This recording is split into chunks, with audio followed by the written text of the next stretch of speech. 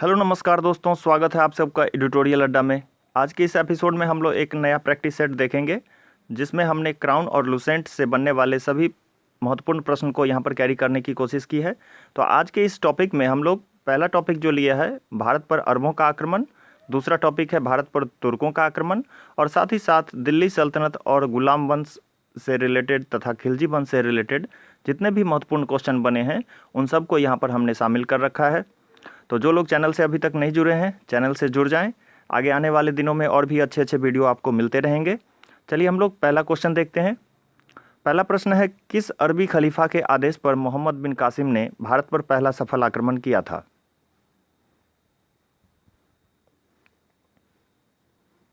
दोस्तों यहाँ सही जवाब हो जाएगा ऑप्शन बी, अल वाजिद।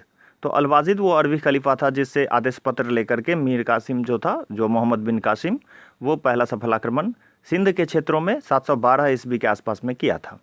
नेक्स्ट क्वेश्चन, अरब आक्रमण के समय सिंध पर किसका शासन था?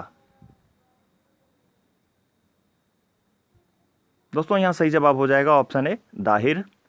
दाहिर का शासन था। नेक्स्ट क्वेश्चन, भारतीय भूमि में अंदर तक प्रवेश पाने का श्रेय गजनवी वंश के किस शासक को दिया जाता है? सही जवाब हो जाएगा ऑप्शन ए, सुल्तान महमूद यानी महमूद गजनी। नेक्स्ट क्वेश्चन, भारत में राज्य स्थापित करने का श्रेय सर्वप्रथम किस तुर्क शासक को दिया जाता है?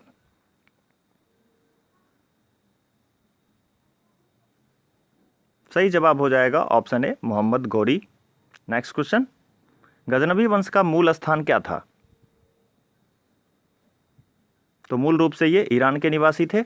नेक्स्ट क्वेश्चन, गजनी साम्राज्य की स्थापना किसके द्वारा की गई थी? तो गजनी साम्राज्य की जो स्थापना की गई थी वो अल्पतगिन के द्वारा की गई थी। नेक्स्ट क्वेश्चन, प्रथम तुर्क आक्रमण के समय पंजाब का शासक कौन था? तो तुर्क आक्रमण के समय पंजाब का शासक जयपाल हुआ करता था, जो एक शाही राजा था। नेक्स्ट क्वेश्चन, महमूद गजनी ने भारत पर कुल कितने बार आक्रमण किए थे? बहुत ही फेमस क्वेश्चन है, अक्सर एग्जाम में पूछ दिए जाते हैं। तो इसका सही जवाब हो जाएगा ऑप्शन सी, 17 बार। नेक्स्ट क्वेश्चन, महमूद गजनी ने भारत पर प्रथम आक्रमण कब किया था? तो पहला आक्रमण जो इसका हुआ था वो 1000 ईस्वी में हुआ था। नेक्स्ट क्वेश्चन, महमूद गजनी का सोमनाथ मंदिर पर सबसे चर्चित आक्रमण कब हुआ था? दोस्तों इसका सही जवाब हो जाएगा 1025 ईस्वी, और उस समय जो सौराष्ट्र का शासक हुआ करता था भीम प्रथम।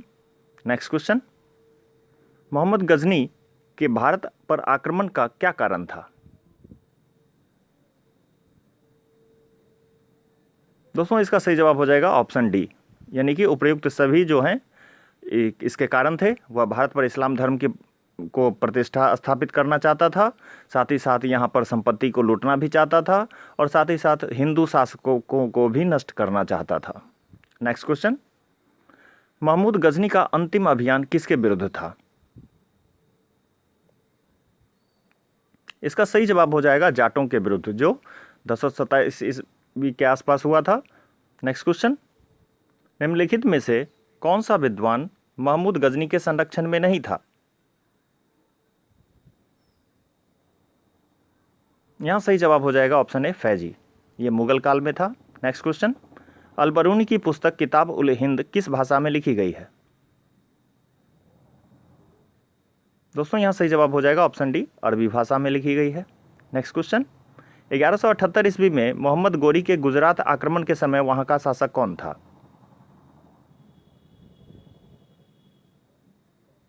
यहाँ सही जवाब हो जाएगा मूलराज द्वितीय। ये 1178 ईस्वी का जो मोहम्मद गौरी का आक्रमण था ये उसका दूसरा आक्रमण था, जबकि पहला आक्रमण उसने मुल्तान के क्षेत्रों में किया था जो 1175 ईस्वी में हुआ था, और मूलराज द्वितीय ने यहाँ पर इसे बुरी तरह पराजित कर दिया था इस दूसरे आक्रमण में। नेक्स्ट क्वेश्चन, मोहम्मद गौरी ने दिल्ली को अपने साम्राज्य की राजधानी कब बनाया? यहाँ सही जवाब हो जाएगा 1193 ईस्वी। नेक्स्ट क्वेश्चन, कुवत उल इस्लाम मस्जिद किसने बनवाई थी? यहाँ बी सही जवाब हो जाएगा, कुतुबुद्दीन ऐबक ने। नेक्स्ट क्वेश्चन, मोहम्मद गोरी के गजनी वापस लौटने के क्रम में किस स्थान पर उसकी हत्या कर दी गई थी? यहां सही जवाब हो जाएगा ऑप्शन सी, दमियक स्थान पे उसकी हत्या कर दी गई थी। नेक्स्ट क्वेश्चन, सुल्तान की उपाधि धारण करने वाला प्रथम शासक कौन था? सही जवाब हो जाएगा महमूद गजनी। नेक्स्ट क्वेश्चन, गुलाब वंश के प्रथम शासक कुतुबुद्दीन ऐबक ने अपना राज्याभिषेक कब करवाया था?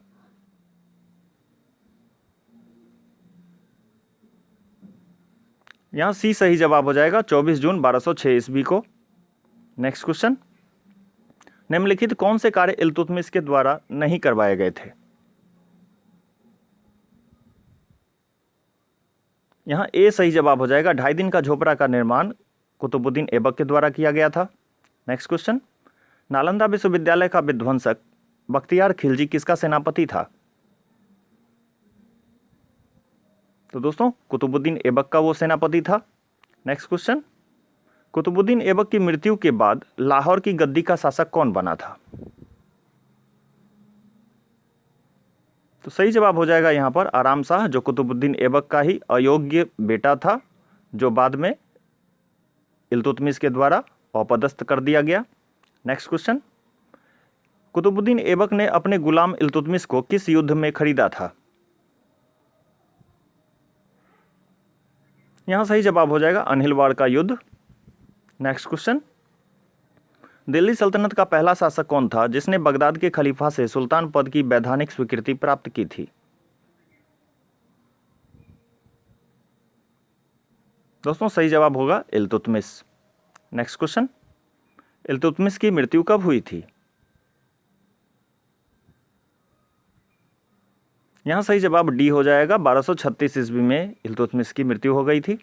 नेक्स्ट क्वेश्चन, चंगेज खां के आक्रमण से बचने के लिए इल्तुतमिश ने ख्वारिज्म के किस सम्राट को शरण नहीं दी थी? तो इसका सही जवाब हो जाएगा ऑप्शन बी, जलालुद्दीन।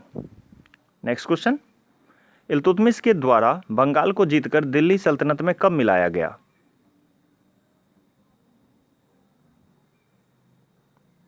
यहां सही जवाब हो जाएगा 1226 ईस्वी। नेक्स्ट क्वेश्चन, इल्तुतमिश का दरबारी लेखक कौन था?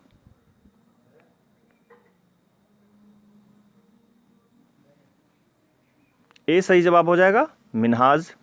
नेक्स्ट क्वेश्चन, राजत्व का सिद्धांत किस सुल्तान के द्वारा लागू किया गया था?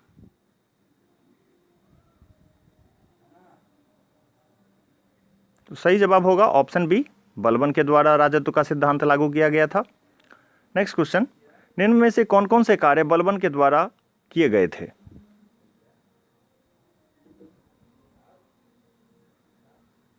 दोस्तों इनमें से सभी कार्य बलबन के द्वारा किए गए थे। 40 तुर्क सरदारों की जो गुट थी उसको भी समाप्त कर दिया था, जो इल्तुतमिश के द्वारा बनाए गए थे। साथ ही साथ परंपरा जो सिजदा और पैबोस था उसका भी प्रारंभ किया था, और ईरानी त्यौहार नौरोज को भी प्रारंभ किया था। नेक्स्ट क्वेश्चन, बलबन ने दिल्ली की गद्दी पर बैठने के उपरांत कौन सी उपाधि धारण की थी? तो जिल ए इलाही उपाधि धारण की थी उसने। नेक्स्ट क्वेश्चन, रक्त और लौह की निधि किसके द्वारा शुरू की गई थी? वंस अगेन ये भी बलबन के द्वारा नीति अख्तियार की गई थी, जिसमें वो बहुत ही रुद्र रूप में रहता था। नेक्स्ट क्वेश्चन, जलालुद्दीन खिलजी ने गुलाम वंश के किस अंतिम शासक की हत्या करके खिलजी वंश की स्थापना की थी? यहां सही जवाब हो जाएगा शमसुद्दीन क्यूमर्स। नेक्स्ट क्वेश्चन, खिलजी वंश के शासकों का मूल स्थान क्या था? तो खिलजी वंश के जो शासक थे मूल रूप से अफगानिस्तान के निवासी थे। नेक्स्ट क्वेश्चन, अलाउद्दीन खिलजी के देवगिरी पर आक्रमण के समय वहां का शासक कौन था? तो उस समय वहां का जो शासक था वो रामचंद्र हुआ करता था। नेक्स्ट क्वेश्चन, निम्नलिखित कौन से कार्य अलाउद्दीन खिलजी द्वारा संपन्न हुए थे? यहां सही जवाब डी हो जाएगा, उपरोक्त सभी कार्य जो थे वो खिलजी के द्वारा किए गए थे, अलाउद्दीन खिलजी के द्वारा। नगद वेतन और अस्थायी सेना की नींव भी रखी थी, घोड़ा दागने की प्रथा भी थी, सैनिकों का हुलिया भी लिखा जाता था, और मूल्य नियंत्रण प्रणाली जो उसकी सबसे बड़ी विशेषता हुआ करती थी। नेक्स्ट क्वेश्चन, अलाउद्दीन के दक्षिण भारत अभियान में उसका मुख्य सेनापति कौन था?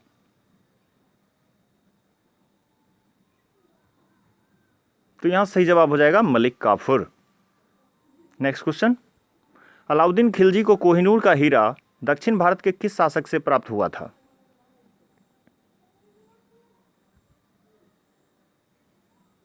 इसका सही जवाब हो जाएगा option B, Pratap Rudradev.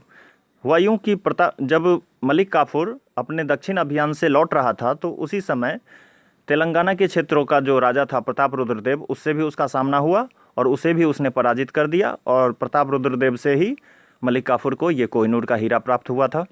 Next question, Alauddin Khilji के द्वारा पैदावार का कितना भाग कर के रूप में निर्धारित किया गया था?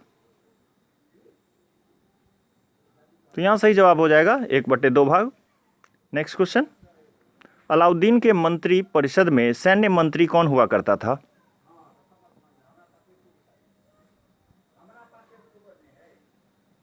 दोस्तों इसका सही जवाब हो जाएगा दीवाने आरिज।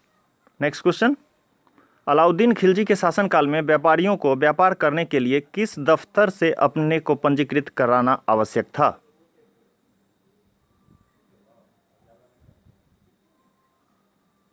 यहां सही जवाब हो जाएगा सहना ए मंडी। नेक्स्ट क्वेश्चन, अलाउद्दीन खिलजी की मृत्यु कब हुई थी? दोस्तों 1316 ईस्वी में उसकी मृत्यु हो गई थी। नेक्स्ट क्वेश्चन, स्वयं को खलीफा घोषित करने वाला दिल्ली सल्तनत का पहला सुल्तान कौन था? तो पहला सुल्तान था मुबारक शाह खिलजी, जिसने स्वयं को खलीफा घोषित कर दिया था। नेक्स्ट क्वेश्चन, दिल्ली सल्तनत का शासक बनने वाला प्रथम भारतीय मुसलमान कौन था? यहां सही जवाब हो जाएगा नसीरुद्दीन खुसरब शाह। तो दोस्तों यहां पर ये एपिसोड हमारा समाप्त होता है। उम्मीद करते हैं ये 45 प्रश्न काफ़ी अच्छे लगे होंगे आपको, तो ज़रूर अपने दोस्तों में शेयर करें।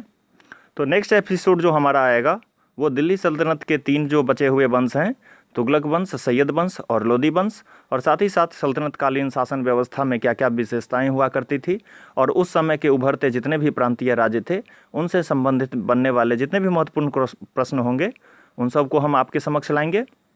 तो चलिए यहाँ पर हम अपना एपिसोड समाप्त करते हैं। बहुत बहुत धन्यवाद आपका इस वीडियो को देखने के लिए।